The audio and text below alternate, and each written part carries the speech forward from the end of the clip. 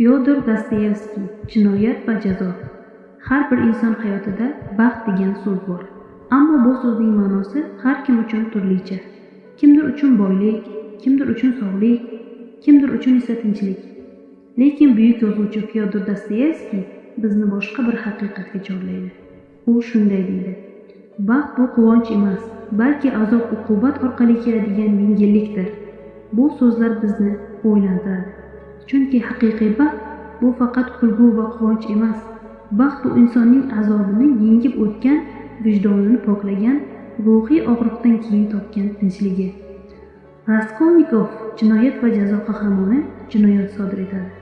U o'zicha men to'g'ri ish qildim deb o'ylaydi. Ammo vaqt o'tgan sayin vijdon azobi uni ich-ichidan yeydi va aynan shu azob uni insoniylikka qaytaradi. Shunda u anglaydi: azob bu jazo emas, balki najotdir. Dostoyevskiy bizga shuni o'rgatadi: azob bu o'sishdir, azob bu poklanishdir, azob bu baxtga eltuvchi yo'ldir. Shuning uchun aziz do'stlar, hayotdagi har bir sinov, har bir og'riq bu bizni yanada kuchliroq, yanada mehrliroq, yanada baxtliroq inson qiladigan sababdir. Chunki haqiqiy baxt bu azobdan keyin keladigan yengillikdir.